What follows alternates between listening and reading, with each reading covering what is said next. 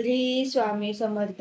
पहा, कालच गावावरून आले आणि सकाळी उठून अंघोळ वगैरे केली, पहिल्यांदा नाश्ता वगैरे केला आणि आता म्हटलं जरा घरामध्ये लक्ष द्यावं, कारण की गावाला गेल्यामुळे झाडांना पाणी टाकलं नाही, एवढे झाडं सुकलेत की काही काही झाडं असे मरून गेलेत.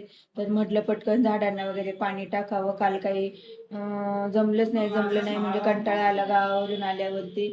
तर म्हटलं आता चहा पाणी नाश्ता झालाय तर पटकन झाडांना पाणी वगैरे टाकावं.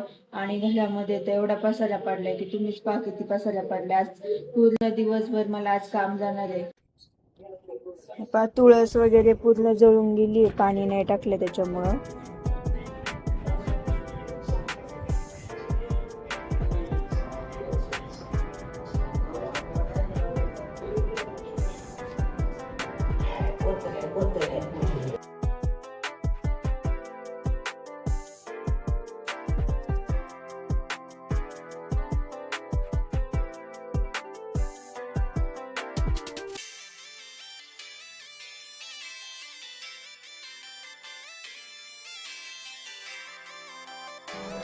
गावाला गेलते तर पहा, येताना हे देव घेऊन आले गावाकडचे.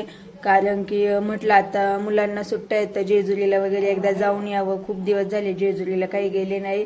तर म्हटलं गावावरनच येताना देव वगैरे घेऊन यावं, म्हणजे मग इकडनंच आपल्याला जेजुरीला वगैरे जाता येईल. तर पहा आमच्या घरचे देव कसे आहेत ते. आज छान मस्त देवपूजा वगैरे करते, कारण की काल संध्याकाळी आलो त्यामुळे तसेच देव पटकन मांडले आणि दिवाबत्ती केली. तर आज आहे ना दुपारी हे बाकीचे सर्व थोडेफार कामं उरकले की छान देवपूजा वगैरे करून घेते. घरातली सर्व कामं करायच्या आधी म्हटलं झाडांना आधी पाणी टाकून घ्यावं, कारण की पुन्हा कंटाळा आला की आज तसंच पाणी टाकायचं राहतील आणि आधीच झाडं मारायला लागलेत. तर पटपट म्हटलं झाडांना पाणी टाकून घ्यावं. हे पाक एवढा मोठा कपड्यांचा ढीग आहे. हे सगळे गावाकडचे कपडे आहेत आणि मी ज्या दिवशी गावाला गेले त्या दिवशी राहिलेले पारोशे कपडे. तर पहा आता सगळे कपडे मशीनलाच लावणार आहे, कारण की एवढे कपडे जर धुत बसले तर अख्खा दिवसच जाईल माझा त्याच्यामध्ये. फक्त पांढरे पांढरे कपडे हाताने धुते आणि बाकीचे आहेत ते सर्व कलरचे कपडे मशीनला लावून देते.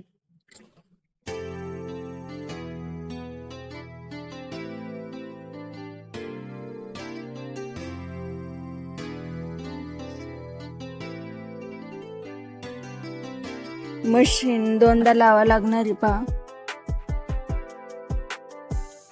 काल गावावरून आले पहा मी.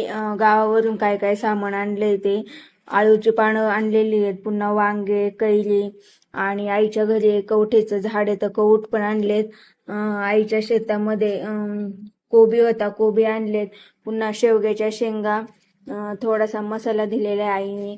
आणि उडदाचे पापड मी केलेले आहेत, तरी पण तिने उडदाचे पापड दिलेत. डाळ दिली, बेसन पीठ दळून दिले. सासूबाईंनी शेवया दिलेल्या आहेत पहा. आणि मिरच्या आणि आंबे पण आणलेले आहेत पहा. भरपूर सामान आणलेले गावाकडनं, भाजीपाला वगैरे. मागच्या वेळेस मी खाली शेंगदाणे केले होते घरात टाइमपास म्हणून खाण्यासाठी, पण ते आमच्या त्यांना आवडले नव्हते. त्याच्यामुळं येताना सासूबाईंनी त्यांच्यासाठी परत खारे शेंगदाणे करून दिले, कारण की मी केलेले खारे शेंगदाणे त्यांना आवडले नव्हते. सासूबाईंनी केलेले खारे शेंगदाणे त्यांना आवडतात. तर सासूबाईंनी पहा खारे शेंगदाणे वगैरे करून दिले. नंतर म्हटलं सामान भरता भरता आपलं स्वयंपाक पटकन करून घ्यावा, कारण की गावाकडचं सामान एवढं होतं त्याच्या नादी लागलं की म्हटलं स्वयंपाक वगैरे राहून जाईल. तर पहा आज छान गवार वगैरे शिजायला टाकली आणि गावाकडनं थोडीशी कारळ्याची मिरची आणली होती, तर तीही म्हटलं एका डब्यात वगैरे भरून ठेवावी. पिशवीमध्ये राहिली की मग ती रोज जेवायला घेताना रोज पिशवीतनं काढताना सांडते. म्हटलं ते तिला डब्यामध्ये एका छान भरून ठेवावी. आणि बाकीचा स्वयंपाक वगैरे तर अजून करायचाच होता.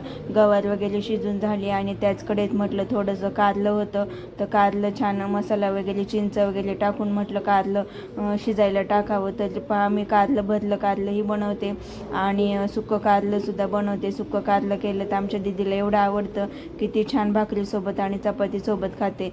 तर कारल्यामध्ये थोडीशी चिंच आणि साखर टाकली की त्याचा कडूपणाही थोडासा कमी होतो. तर पहा म्हटलं एका गॅसवरती कारल्याची भाजी वगैरे शिजत टाकावी आणि दुसरीकडं मग मस्त चपाती आणि 1-2 भाकरी वगैरे कराव्या, कारण की मुलांना सुट्ट्या आहेत, चपातीच लागते. भाकरी वगैरे काही मुलं खात नाही, त्याच्यामुळे त्यांच्यासाठी चपाती आणि आमच्यासाठी भाकरीच कराव्या लागतात पहा.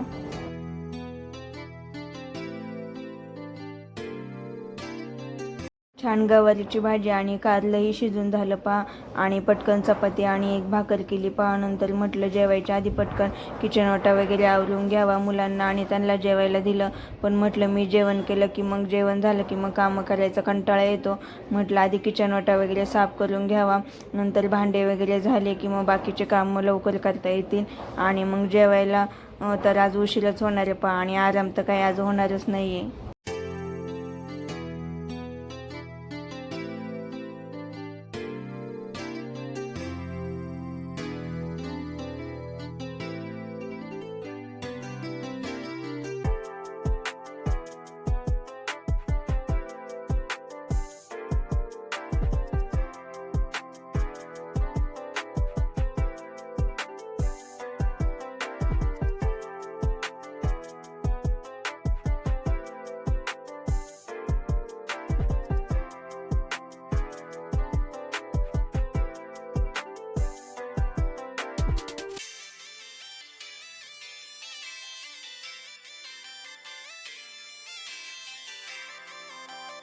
थांबा, गैरसमज वगैरे करून घेऊ नका. ही काही तसली ती बाटली नाही आहे बरं का. तसली ती म्हणजे बिअरची. ती आपली एक आयुर्वेदिक औषधाची बाटली आहे. नाही तर तुमचा असा समज व्हायचा की एवढी मोठी बाटली दिसते म्हणजे काही ती बिअरची वगैरे. ती बिअरची बाटली नसून एक आयुर्वेदिक औषध आहे. आणि त्या औषधामुळे आपले छोटे छोटे आजार जे असतात तर ते लवकर बरे होतात. लवकर बरे होतात म्हणजे ते औषध जर डेली घेतलं तर ते आपल्याला जे रोजचे आजार होतात सर्दी खोकला वगैरे किंवा कॅन्सरसारख्या औषधावरतीही ते औषध उपयोगी पडतं. त्याच्यामुळे आम्ही रोज घरातले सर्वजण ते औषध थोडं थोडं गरम पाण्यामध्ये घेतो. त्याच्यामुळे मग घरातले जे काही आपले थोडे थोडे बारीक सारीक दुखणं असतं ते काही होत नाही. तर त्या औषधाचं ना सिबॉक्थॉन आहे. तुम्ही यूट्यूबवरही सर्च करू शकता की सिबॉक्थॉनचे काय काय फायदे आहेत ते. जर तुम्हाला कोणाला जर हे औषध हवं असेल तर तुम्ही नक्की मला कॉन्टॅक्ट वगैरे करू शकता. तुम्हाला घरपोच कुरिअरने हे औषध पोच केले जाईल.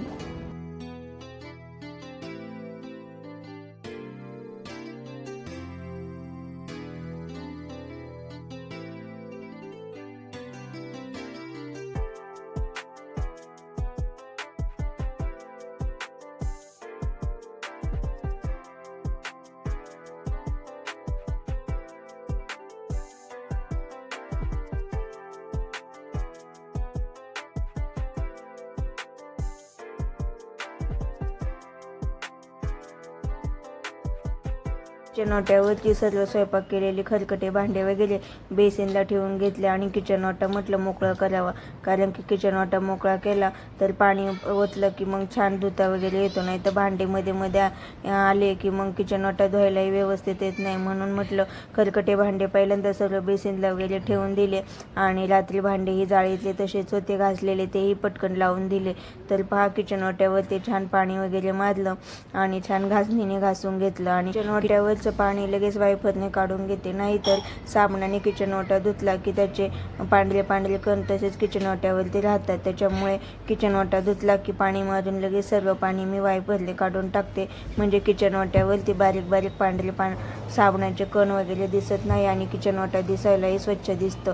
तर पहा किचन ओट्यावरचे स्टाईलही मी भाजी वगैरे उडते त्याचे पिवळे पिवळे डाग पडतात तर तेही रोजचे रोज हात मारते. नाहीतर हात मारला नाही तर ते एवढे चिकट होतात की नंतर मग घासताना पूर्ण जीव वगैरे निघून जातो. त्याच्यामुळे रोजचे रोज त्याला मी हात वगैरे मारते.